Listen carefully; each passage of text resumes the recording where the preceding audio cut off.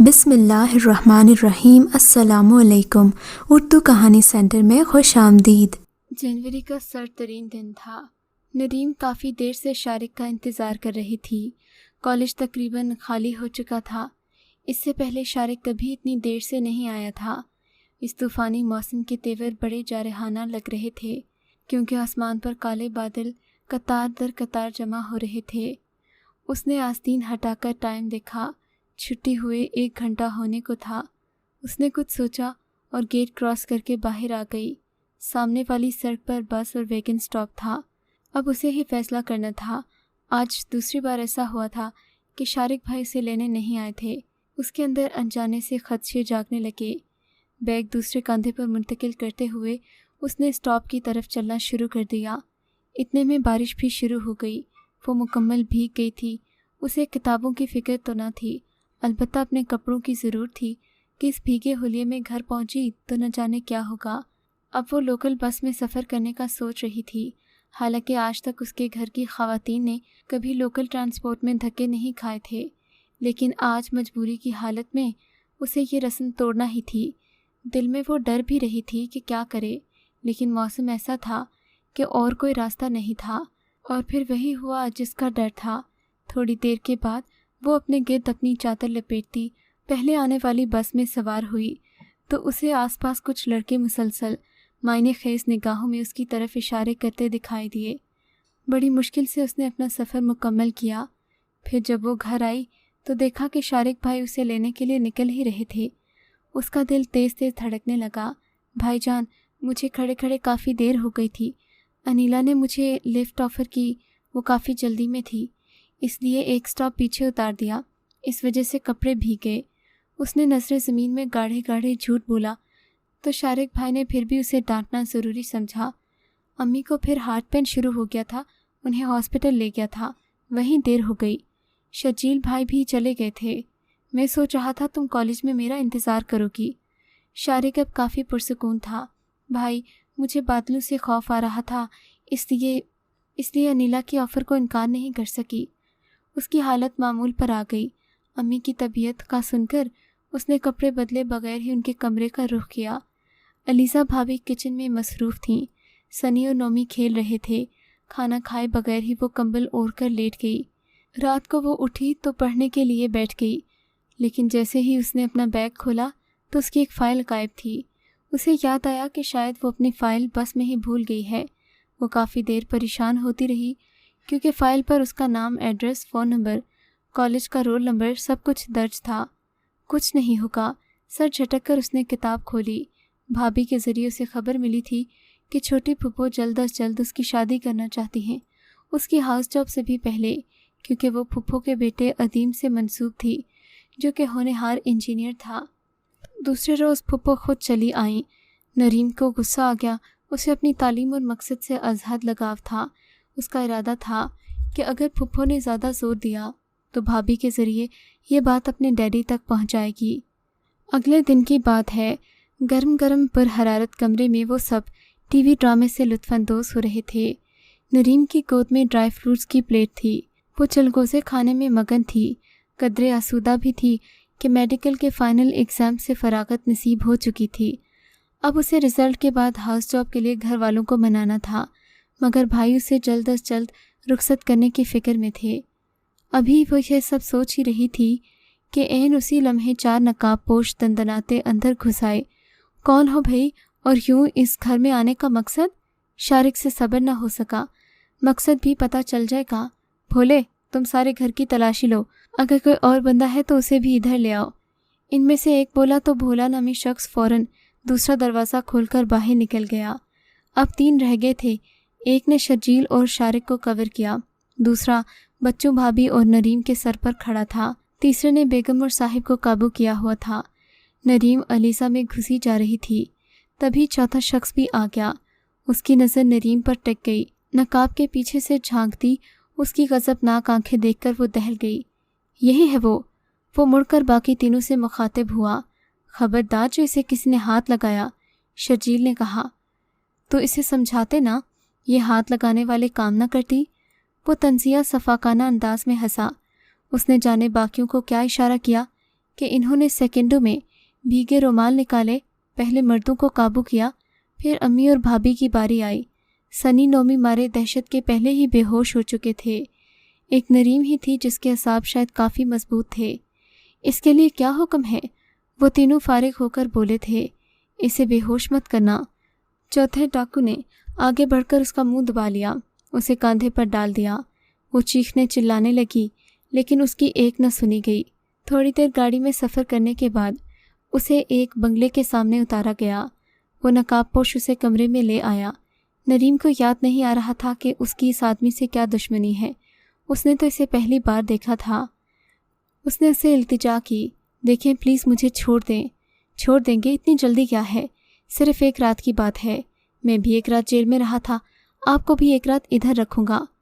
کچھ نہ گواتے ہوئے بھی لگے گا جیسے سب کچھ گنوا بیٹھی ہیں۔ میں بڑا انصاف پسند ہوں، مجھے روکنے کی، میری راہ میں آنے کی کوشش مت کیجیے گا، کیونکہ میں عام سا مرد نہیں بننا چاہتا۔ اس کے لہجے میں نہ جانے کیسی حقیقت پوشیدہ تھی کہ وہ تن بدن میں چونٹیاں سی رینگتی محسوس کرنے لگی۔ صبح تک آرام کر لو۔ وہ دروازہ لاک کر کے چلا گیا۔ نریم دروازہ پیٹتی رہ گئی۔ اگلے دن وہ اپنے گھر کے سامنے پھینک دی گئی۔ گھر والوں نے اسے کہاں قبول کرنا تھا۔ وہ بچوں کی طرح پھوٹ پھوٹ کر رونے لگی، اپنے گھر والوں کو اس بات کا یقین دلانے لگی کہ وہ خود نہیں گئی تھی، اس سب میں اس کا کوئی قصور نہیں، وہ بالکل بے گناہ ہے۔ نریم نے بہت کوشش کی سماعتوں کو پتھر کر لے، مگر ایسا نہ ہو سکا۔ اس کی شہرت ہر جگہ پہنچی ہوئی تھی۔ ساتھی ڈاکٹرز نے بھی مفت کا مال سمجھ کر اسے ہتھیانے کی کوشش کی، مگر نرمین نے کسی کو منہ نہ لگایا۔ پورے محلے میں وہ بدنام ہو چکی تھی کہ نریم ایک رات گھر سے باہر لگا کر آئی ہے۔ کوئی نہیں جانتا تھا کہ وہ بے گناہ ہے۔ ہاؤس جاب مکمل ہوتے ہی اس کی ڈیوٹی ایک دور دراز کے گاؤں میں لگا دی گئی، جہاں کوئی عقل مند ڈاکٹر جھانکنا بھی پسند نہیں کرتا تھا۔ لیکن نریم کے لیے یہ سب اچھا تھا، کیونکہ یہاں کم از کم وہ لوگوں کی نگاہوں سے تو بچی رہتی۔ یہاں پر ہاسپٹل کسی کھنڈر کی مانند لگتا تھا۔ 3 عدد نرسیں پہلے ہی موجود تھیں جن کا تعلق اسی گاؤں سے تھا، لیکن یہ بھی بیٹھ کر ہی تنخواہ کھا رہی تھیں۔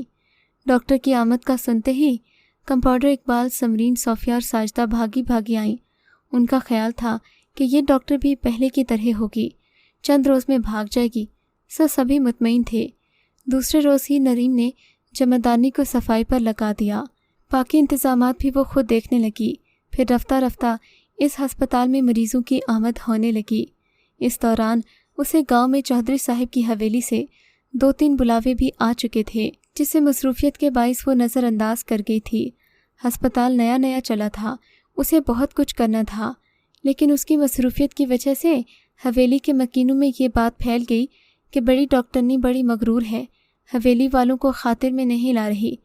جس روز چودھری طارق سے سامنا ہوا، ہوش ٹھکانے آ جائیں گے۔ نریم کا کبھی چودھری طارق سے سامنا نہیں ہوا تھا، لیکن جب اس کا حویلی جانا ہوا تو وہ حیران رہ گئی کہ شاندار سی حویلی میں سب سے پہلے ایک معمر عورت نے اس کا استقبال کیا، جو بڑی اماں کے نام سے پکاری جاتی تھیں۔ پھر ان کی 3 بہویں آئیں جو کافی اخلاق سے ملی۔ حویلی کے مکینوں کے بارے میں جو روایتی سا تصور ان تینوں کی باتوں نے اس کے ذہن میں بٹھایا تھا، وہ چودھری اشفاق، رازق اور نواز سے ملتے ہی مٹ گیا۔ وہ کہیں سے بھی ظالم جاگیردار نہیں لگ رہے تھے۔ نریم سے مل کر وہ سب کافی خوش ہوئے۔ نریم بھی ایک معصوم سی لڑکی تھی، ان لوگوں میں جلد ہی گھل مل گئی تھی۔ باقی لوگ بھی اس کے خیالات سے متاثر ہو رہے تھے۔ سمرین، صوفیہ اور ساجدہ کو کسی نے زیادہ لفٹ نہیں کروائی، بلکہ یاور نے شرارت سے طارق کو پیغام بھیجا کہ تمہارے خاص مہمان آ گئے ہیں۔ تبھی طارق بھی شوقیہ اس طرف آ گیا، لیکن نریم کو دیکھ کر اسے جھٹکا لگا۔ وہاں نریم کے سر پر تو گویا آسمان ٹوٹ پڑا۔ اس چہرے کو وہ لاکھوں میں شناخت کر سکتی تھی، کیونکہ وہی تو تھا جس نے اس کی زندگی برباد کی تھی، اس کی عزت کو 2 کوڑی کا بنا کر چھوڑ دیا تھا۔ اب یہ شخص یہاں بھی پہنچ گیا، وہ سوچنے لگی۔ اس کا چہرہ یکدم زرد پڑ گیا، اس کی گردن کاندھوں پر ڈھلک گئی۔ اسے وہ وقت یاد آنے لگا، زیادہ پرانی بات نہیں تھی۔ 3.5 سال پہلے ایک معمولی سی بات پر اس کا جھگڑا اپنے باپ چودھری نواز سے ہوا تھا۔ انہوں نے کہا تھا کہ ایک دن اپنا کما کر کھانا، پھر مجھے آنکھیں دکھانا۔ غصے اور جوانی کے جوش میں وہ گھر ہی چھوڑ آیا تھا۔ شہر آ کر اسے باپ کی باتیں یاد آتیں۔ اپنی ڈگریاں لے کر وہ دفاتر میں در بدر پھرتا، مگر کہیں نوکری نہ ملتی۔ तंग आकर उसने बस ड्राइवर बनना कबूल कर लिया था। उसे बस चलाते हुए तीसरा रोज़ था जब उसे एक दिन एक लड़की का फिक्रा तपा गया कि ये बस ड्राइवर तो होते ही घटिया हैं। वो कंडक्टर से बस में चलने वाले म्यूज़िक पर झगड़ रही थी। वो खामोश तमाशाई बना था। ये कैसेट बस में चलने वाला म्यूज़िक खालिस्तान कंडक्टर की पसंद था, इसमें उसका कोई हिस्सा नहीं था। उसका ध्यान इस तरफ था ही नहीं जो वो तवज्जो देता। लड़की उतर गई। ट्रैफिक पुलिस का सिपाही अंदर आया। पलक झपकते में उसे और कंडक्टर को पकड़ लिया, क्योंकि लड़की ने पुलिस वालों से शिकायत जो की थी। इंचार्ज साहब कहीं गए हुए थे। दोनों को हवालात में पहुंचा दिया गया और रात भर तारिक भूखे शेर की तरह बंद लॉकअप में टहलता रहा। चौधरी नवाज का बेटा, जिसके सामने लोग हाथ बांधे हुक्म के मुंतज़िर रहते थे, वो एक आम आदमी की तरह आज जेल में कैद था। बहरहाल उसके लिए जेल से छूटना कुछ मुश्किल नहीं था। तारिक जब दोबारा बस में आया तो सामान निकालते निकालते उसकी नज़र एक काली फाइल पर पड़ी। नरीम अहमद। उसने ज़ेरे लब पढ़ा। इसके सिवा ये किसी की नहीं हो सकती थी, क्योंकि उसकी सीट के पीछे वही खड़ी थी। फिर हाथ में थामा सफ़ेद ओवरऑल उसके खदशे सच साबित करने के लिए काफ़ी था, क्योंकि ये फ़ाइल बता रही थी कि वो लड़की मेडिकल की स्टूडेंट है। फिर वो सवार भी मेडिकल कॉलेज के सामने वाली सड़क से हुई थी। तारिक ने उसकी हल्की सी झलक देखी थी। बस वो यही जानता था। पहले वो गांव पहुंचा, बाप से माफ़ी मांगी क्योंकि उनके मुशाहिदात गलत नहीं थे। फिर उसने नरीम अहमद को सबक सिखाने के लिए घर से उठवा लिया, अपने बंगले पर ले गया। वो अपनी तौहीन का बदला लेना चाहता था। यह एहसास इस कदर हावी था कि नरीम का हुस्न भी उसे मुतवज्जे नहीं कर सका, और वो दरवाज़ा लॉक करके उससे बस बदला लेने की खातिर बाहर आ गया। सुबह होते ही वो उसे अबरार अहमद के गेट पर फेंक आया। उसका इंतकाम पूरा हो चुका था। एक मामूली सी लड़की ने जो जुर्रत दिखाई तो उसका फल भी पा लिया। अब वो मुतमईन था, लेकिन कभी कभी एक रोती हाथ जोड़ती लड़की तस्वर में आती तो वो उसे झटक देता। आज पहली बार उसे डॉक्टर के रूप में यहाँ देखकर वो काफ़ी हैरान हुआ था। लड़की काफ़ी बाहिम्मत थी। तारिक का सर शर्म से झुक गया था। हॉस्टल छोड़ने से पहले उसने उससे माफ़ी भी मांगी थी, लेकिन वो नहीं जानता था कि उससे कितना बड़ा जुर्म सरजद हुआ है। भला इस गुनाह की कोई माफ़ी थी जो उसने नरीम के साथ किया था? अगले चंद दिनों में नरमीन ने जैसे उसका सुकून चुरा लिया था। चौधरी तारिक जितना भी उसे भुलाने की कोशिश करता, वो बार बार उसकी यादों में आती। अगले दिन उसने नरमीन को जा लिया। नरमीन, मुझे आपसे ज़रूरी बात करनी है, सिर्फ चंद मिनट लूँगा, आप मेरे साथ चलें। क्या कह रहे हैं आप? नरमीन ने खौफज़दा लहजे में कहा। यही कि मेरे कमरे में चलें, मुझे आपसे ज़रूरी बात करनी है। यकीन करें, ऐसी वैसी कोई बात नहीं। वो लजाजत से बोला, नहीं नहीं, मैं यहाँ नहीं रुक सकती। और फिर चौधरी तारिक ने अपनी पुरानी रवायत को अपनाया। नरीम को गाड़ी में बिठाकर एक सुनसान जगह ले गया, जहाँ सिर्फ जंगली जानवरों का खौफ था और दूसरा चौधरी तारिक का। वो सुनसान रात में बैठी उसकी गाड़ी में कपकपा रही थी। नरीम अनजाने खदशों के तहत बोली, देखिए, अगर आपने मुझे हाथ लगाया तो अच्छा नहीं होगा। मैं शोर मचा मचा कर सबको इकट्ठा कर लूँगी और इस चेहरे से नकाब उतार फेंकूंगी। गाड़ी रुक चुकी थी। नरीम ने बिजली की सी तेज़ी से दरवाज़ा खोलकर दौड़ लगाई और अंधेरे में घिरे दरख्तों से ठोकर खाकर गिरी, मगर हिम्मत संभालती दोबारा खड़ी हो गई। चौधरी तारिक भी गाड़ी से उतर आया। ठीक है नरीम, मैं हमेशा इस बेएतबारी को याद रखूँगा और ये बता दूँगा कि मेरे चेहरे के ऊपर नकाब नहीं है। जो कुछ हूँ सबके सामने हूँ। हाँ, ये सख्ती सरकशी मेरी तबीयत का खासा है और हठधर्मी भी। वो मज़ीद बोली और एक कदम पीछे हटी। अच्छा बैठें, मैं आपको कुछ नहीं कहूँगा। आप भले मेरी बात ना सुने, मगर इस वीराने में इस वक्त भटकना ठीक नहीं है। वो नरीम को बाहिफाजत अपने हॉस्टल पहुँचा आया था, लेकिन अगले ही दिन उसे शदीद बुखार ने आ लिया। सारे गांव में खबर फैल गई कि डॉक्टरनी बीमार हो गई है। वो 3 रोज़ से लाचार बिस्तर पर पड़ी हुई थी। सारा हॉस्पिटल नर्सों और कंपाउंडर के बलबूते पर चल रहा था। उस रोज़ चौधराइन तारिक के साथ नरीम को खुद देखने चली आईं। वो बरामदे में खड़ी नर्सों की क्लास ले रही थीं, जिन्होंने नरीम की तबीयत का बताया तक नहीं। तारिक अंदर चला आया, जहाँ वो बिस्तर पर निढाल से अंदाज में लेटी नाकाम सी उठने की कोशिश कर रही थी। देखा ना मेरी बात ना सुनने का नतीजा, आप बीमार पड़ गईं। मेरी दरख्वास्त सुन लेती तो क्या चाहता आपका? मैं आपकी बीमारी की वजह से बहुत परेशान हूँ, चौधरी तारिक ने कहा, लेकिन वो उसकी किसी भी बात से मुतासिर होने वाली नहीं थी। वो चौधरी तारिक से शदीद नफ़रत करती थी। प्लीज़ आप यहाँ से तशरीफ़ ले जाइए, मेरी तीमारदारी करने की कोई ज़रूरत नहीं। वो शानों पर दुपट्टा लेटी उठकर बैठ गई। नसरीन बेगम के अंदर आते ही उसने सुकून की सांस ली और अपने साथ ढेरों फल, देसी हलवा जात, मुर्गी का भुना गोश्त और यखनी लाई थीं। वो बुरी तरह शर्मिंदा हुई कि चौधरी तारिक के घर वाले उसका किस कदर ख्याल रख रहे हैं। उसके बाद चौधरी तारिक उसके सामने नहीं आया। हाँ, मगर चौधरी तारिक ने जो कदम उठाया था उसने उसे एक बार फिर से हैरान कर दिया था। चौधरी तारिक ने उसके घर वालों से नरीम का हाथ मांग लिया था। नरीम चौधरी तारिक से ब्याहने का कभी तसव्वुर भी नहीं कर सकती थी, मगर उसके घर वालों के सामने कोई इनकार की माकूल वजह न थी कि चौधरी तारिक एक पढ़ा लिखा और बाशऊर नौजवान था, और फिर ये कि लाखों में एक और ज़मींदार घराने से ताल्लुक़ रखता था। अबरार अहमद ने इतने अच्छे प्रपोज़ल को पाकर खुशी से हाँ कर दी। उन्हें भला इस रिश्ते पर क्या एतराज़ हो सकता था। जल्द ही नरीम की शादी की तैयारियां होने लगीं, मगर ये शादी नरीम के लिए समझौते के अलावा और कुछ नहीं थी, जबकि नरीम न जानती थी उसे किस कदर मजबूत सहारा मिल गया है। डॉक्टर जैदी, जिन्होंने शुरू में नरीम की बेबसी का फ़ायदा उठाकर उसे तंग करने की कोशिश की थी, वो नरीम की शादी की खबर पर तिलमिला कर रह गए थे। उनका बस नहीं चल रहा था कि वो अपनी ज़िल्लत का बदला नरीम से ले लें कि उसे इस कदर हैंडसम और मजबूत पार्टनर मिला था। ये मलाल डॉक्टर जैदी को मारे जा रहा था। ये उन दिनों की बात थी जब नरीम नई मुकामी हॉस्पिटल में हाउस जॉब के लिए आई थी। उसके अनछुए हुस्न ने वार्ड बॉय से लेकर जमादार और जमादार से लेकर डॉक्टर्स तक को मुतासिर किया था। यहाँ हाउस जॉब के लिए आने वाली अक्सर नई लड़कियाँ जैदी की चालों में उलझ गई थीं।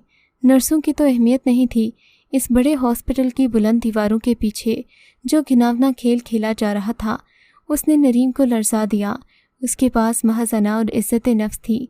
डॉक्टर शानसे ने उसे हंसते हंसते बताया था कि अगर तुम डॉक्टर जैदी को खुश कर दो तो वो हाउस जॉब के बाद तुम्हें बाहर के किसी मुल्क में भिजवा देंगे।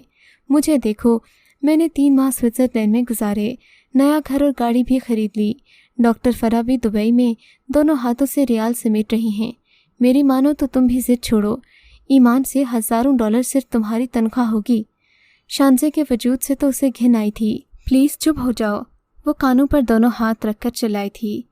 हमारे हॉस्पिटल की तो नर्सेज भी ऐश कर रही हैं। वो बाज नहीं आई। उसे राम करने की तमाम कोशिशें बेकार गईं। इसकी हरदर्मी के नतीजे में डॉक्टर जैदी ने उसे खौफनाक नताइज की धमकियां भी दी थीं। जवाबन उसने ये कहा था कि मैं एक नामी गिरामी वकील की बेटी हूँ, मेरे साथ कुछ करने से पहले 100 बार सोचना पड़ेगा। डॉक्टर जैदी भी इब्रार अहमद की मजबूत पोजीशन के बायस खामोश था, वरना वो कहाँ निचला बैठने वाला था।